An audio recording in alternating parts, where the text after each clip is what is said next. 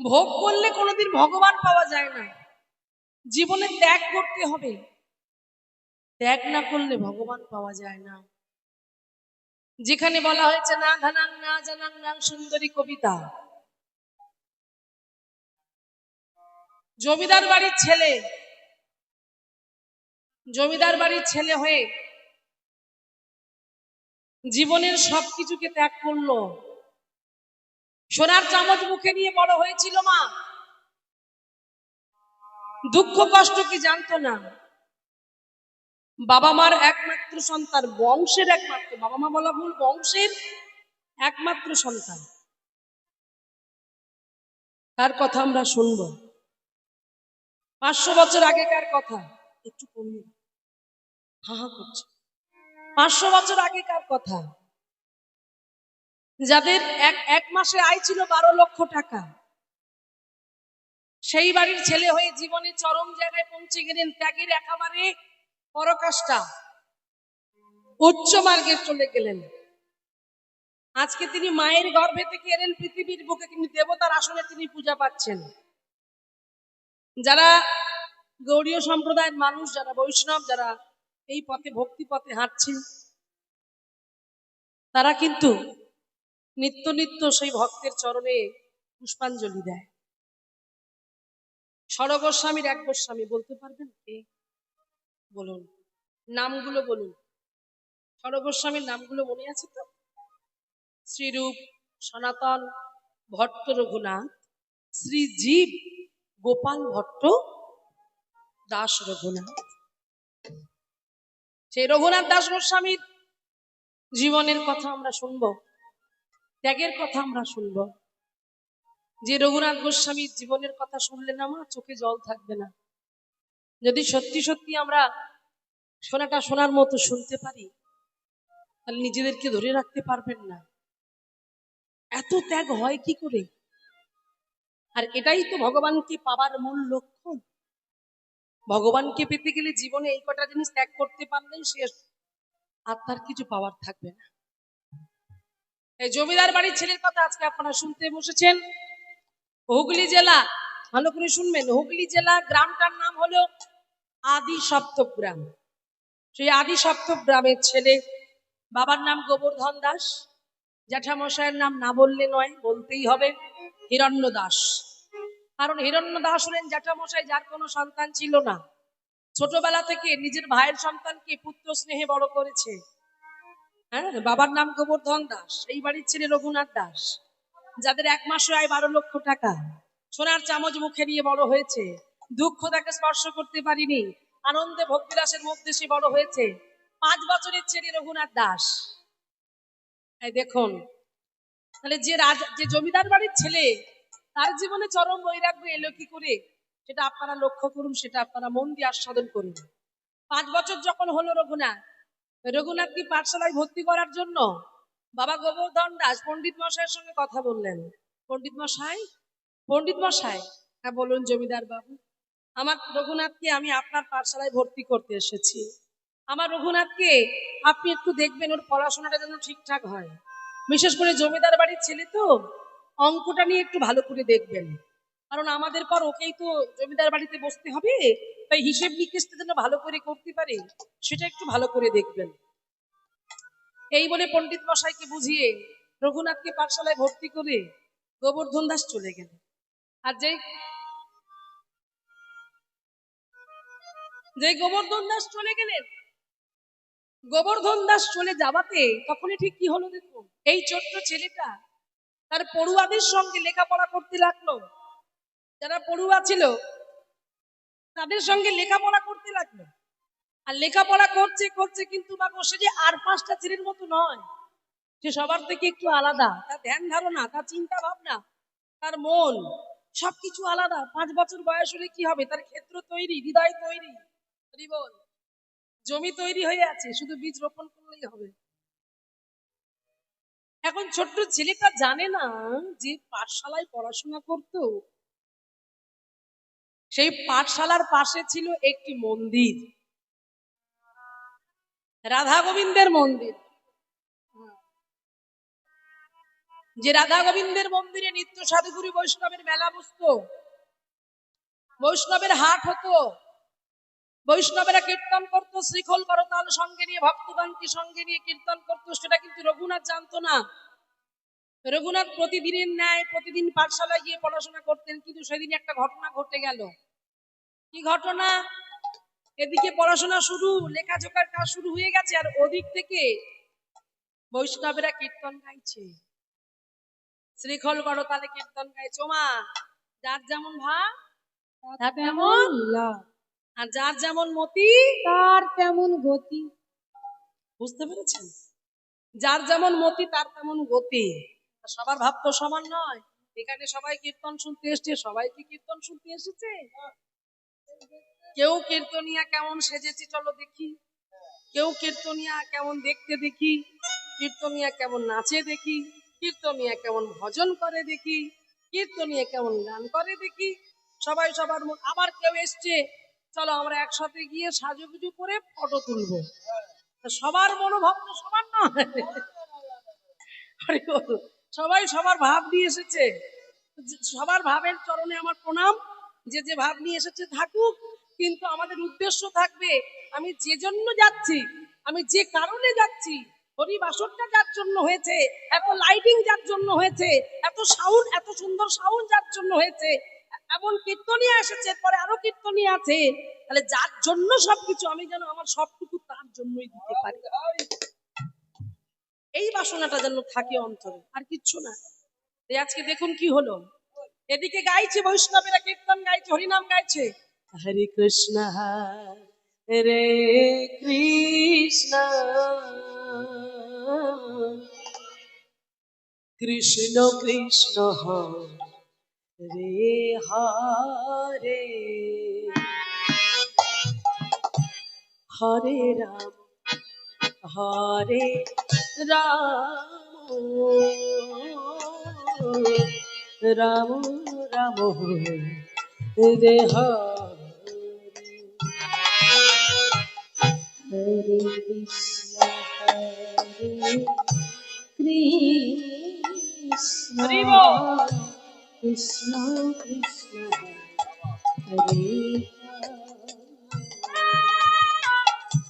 হরে। এই ছোট্ট ছেলেটা পাঠশালায় লিখছে, তো জানে না পাশে মন্দির আছে, সে মনের আনন্দে লেখাপড়া করছে। হরে কৃষ্ণ হরে কৃষ্ণ কৃষ্ণ কৃষ্ণ হরে হরে, হরে রাম হরে রাম, রাম রাম হরে হরে, হরে কৃষ্ণ। এবারে লিখতে লিখতে লেখাটা বন্ধ করে দিয়ে শুনছে এই কীর্তনের ধ্বনি কোথা থেকে আসছে। হরে হরে রাম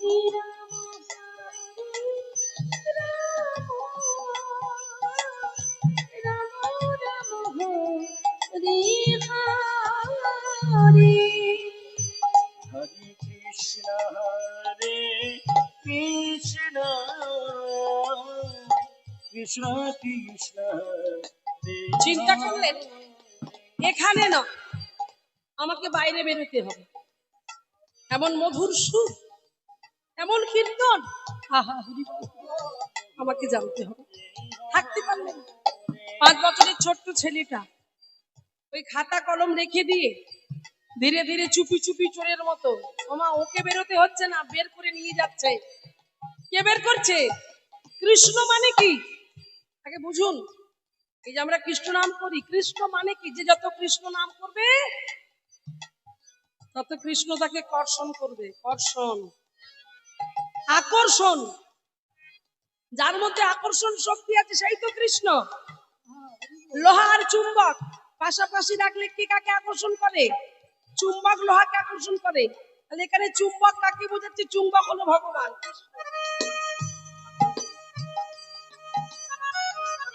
আর লোহা হচ্ছে ভক্ত। এই চুম্বক রূপী ভগবান যেন ভক্তরূপী লোহাকে আকর্ষণ করলো। আয় আয়, তোর জন্য এই সংসার জীবন নয়, রাধা গোবিন্দর সেবার জন্য তোর জন্ম হয়েছে। বেরিয়ে আয়, বেরিয়ে আয়। এই ছোট্ট ছেলেটা এই আকর্ষণ শক্তির দ্বারায় এক পা করে বেরিয়ে গেলেন, আর এক পা করে বেরিয়ে গিয়ে দেখতে পেল অপূর্ব সুন্দর মন্দিরের রাধা গোবিন্দের বিগ্রহ উলুধ্বনি হৃদয় গৌরী প্রেমানন্দে একবার হরি বল হরি বল হরি দর্শন করছে। কৃষ্ণ কৃষ্ণ রে হরে হরে রাম রাম রাম রে হরে। এবার ও ভাবছে ওরা তো কীর্তন করছে, আমার ভীষণ ভালো লাগছে, আমি কীর্তন গাইবো, আমি হরিনাম গাইবো।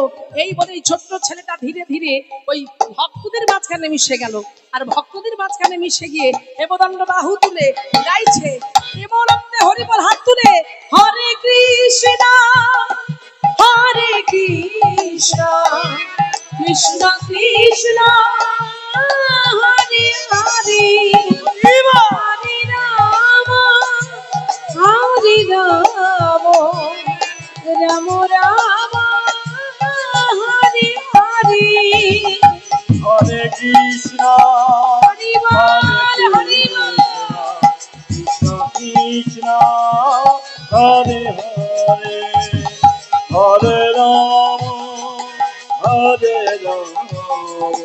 রাম রাম হরে হরে। হরে কৃষ্ণ কৃষ্ণ কৃষ্ণ গৌর প্রেমানন্দ উলুধ্বনি দিয়ে হরে রাম রাম রাম হরে হরে হরে কৃষ্ণ কৃষ্ণ কৃষ্ণ হরে হরে হরে রাম রাম রাম হরে হরে।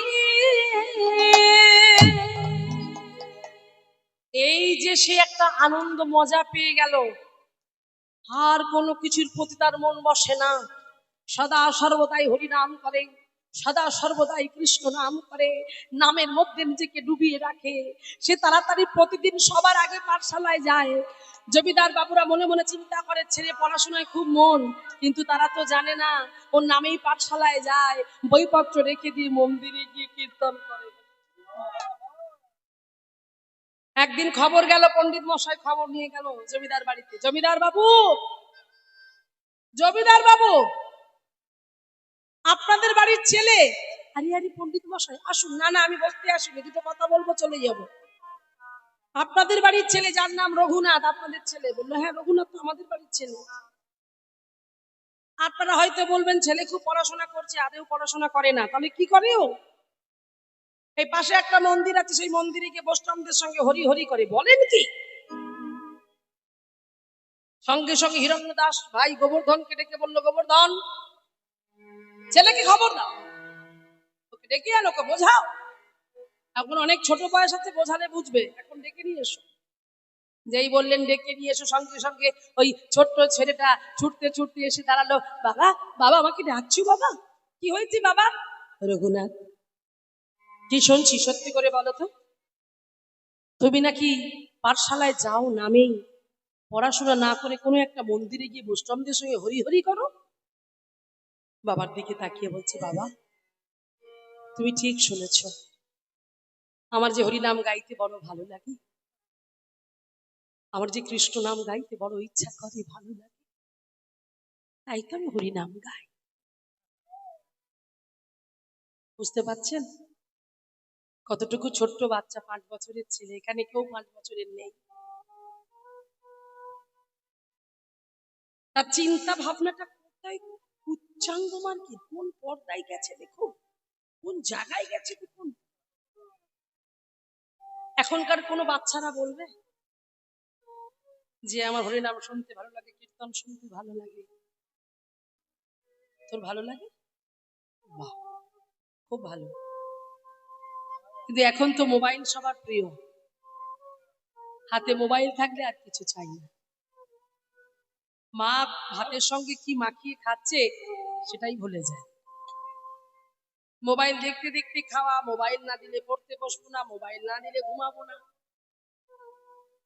কিন্তু সেই 5 বছরের ছোট্ট ছেলের ভাবটা দেখুন, বাবাকে বলছে, বাবা আমার যে হরি নাম করতে ভালো লাগে, আমার যে কৃষ্ণ নাম গাইতে ভালো লাগে, আমি কৃষ্ণ নাম করতে চাই। চুপ কর!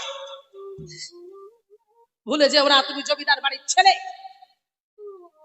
জমিদার বাড়ির একটা মান সম্মান আছে, আমি চাই না তোমার জন্য সেই মান সম্মানটা ধুলোয় মিশিয়ে যায়। বাধ্য ছেলের মতো কাল থেকে পড়াশোনায় মন দেবে। বাবা চারি বেদে সরদর্শন, ছেলে বাবাকে বলছে, যেবাকারী অধ্যয়ন, চারি বেদে সরদর্শনে যেবাকারী অধ্যয়ন, কিন্তু সে যদি আমার গৌরাঙ্গ নাহি ভজে, কিবা তার অধ্যয়ন? লোচন বিহীন জন, দর্পণ কিবা তার কাজে। বলছে তুমি বেদ পড়েছো, চারি বেদ পড়েছো, সরদর্শন পড়েছো, মহাভারত পড়েছো, রামায়ণ পড়েছো, ভাগবত পড়ে শেষ করে ফেলেছো, গীতা পড়ে শেষ করে ফেলেছো, তুমি পণ্ডিত, তুমি জ্ঞানী, তুমি দিগ্গজ হয়েছো, তুমি চারিদিকে নাম কামাচ্ছ, কিন্তু তুমি যদি আমার গৌরকে না জানবে, তুমি যদি আমার গৌর ভজন না করতে পারলে, তাহলে জানবে অন্ধের সামনে যেমন আয়না দিলে সে আয়নার যেমন কোনো গুরুত্ব থাকে না। কি গুরুত্ব থাকে? অন্ধ, তার সামনে আয়না দিলে কি লাভ? সে তো দেখতে পাবে না। এই অন্ধের দর্পণে কি বা কাজ? যেমন অন্ধের দর্পণে কোনো কাজ নাই, তেমন তুমি যতই পণ্ডিত হও, তুমি যতই জ্ঞানী হও, তুমি যতই দিগ্গজ হও, তুমি যদি আমার গৌর ভজন না করতে পারো, তোমার ওই জীবনটা অন্ধের দর্পণের মতো হয়ে যাবে। এবার বলছি, বাবা বেদ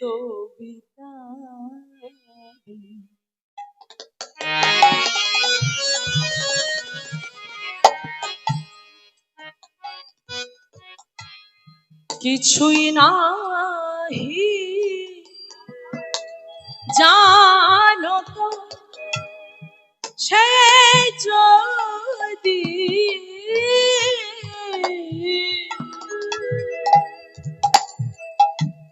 আমার গৌরাঙ্গ করে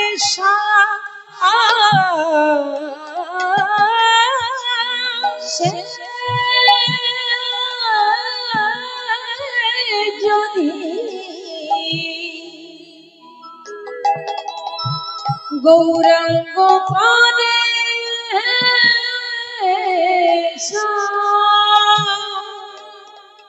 নয়নানন্দেতে ভরি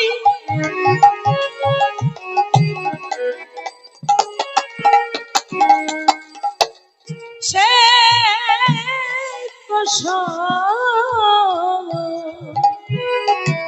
কলি জানে সারিবাসী করতালিকা।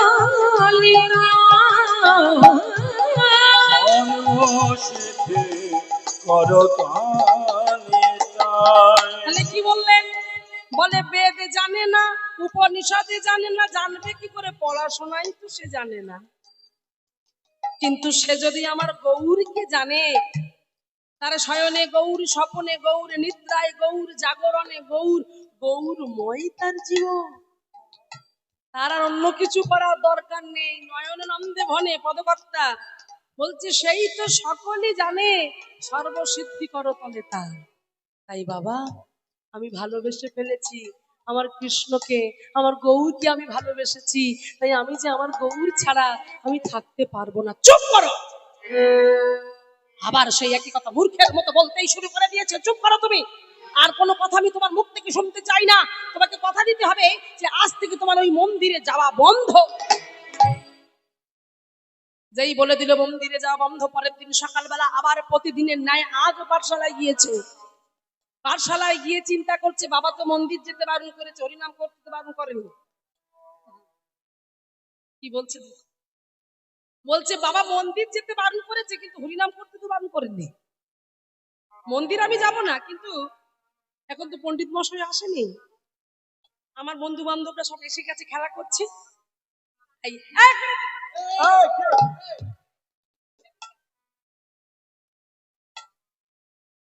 যেটা বলছি সেটা কর।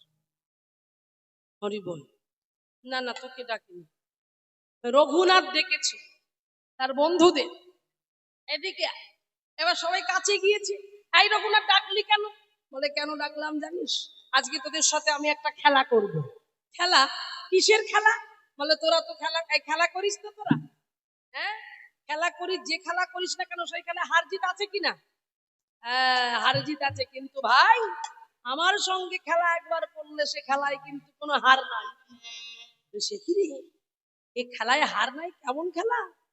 এ খেলায় আছে শুধু আনন্দ আর আনন্দ। বল তবে আমরাও খেলবো, তোরাও খেলবি কিনা? হ্যাঁ বেশ, চল আমরা সবাই মিলে সেই খেলা করি। কি খেলা? ডেকে ডেকে বলছে, এসো ভাই।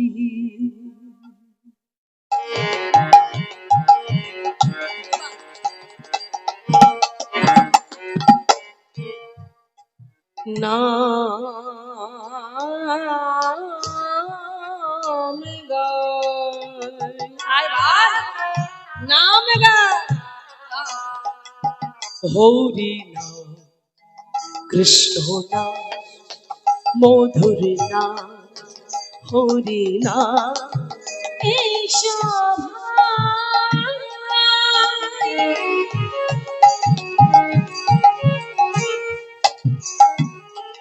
নাম গাই।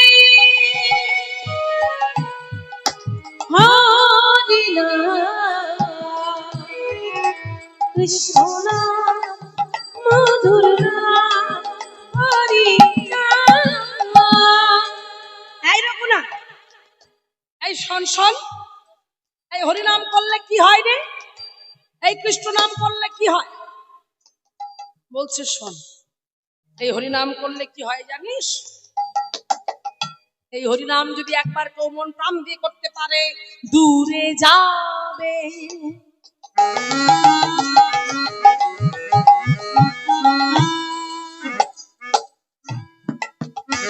হ্যাঁ, ত্রিতাব জ্বালা, ত্রিতাব জ্বালা, ত্রিতাব জ্বালা।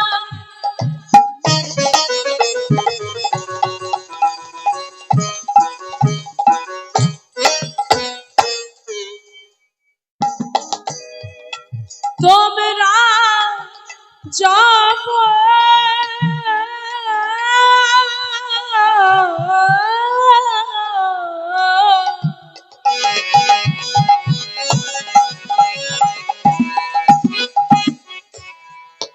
নামের মালা, কৃষ্ণ নাম হরি নাম বাঁধনে ভরে। সবাই বলো, সবাই। হরে কৃষ্ণ হরে কৃষ্ণ কৃষ্ণ কৃষ্ণ হরে হরে হরে রাম। বলুন ধ্বনি নিতাই গৌর প্রেমানন্দে একবার হরি বল। হরে হরে হরে কৃষ্ণ কৃষ্ণ কৃষ্ণ হরে হরে হরে রাম হরে রাম।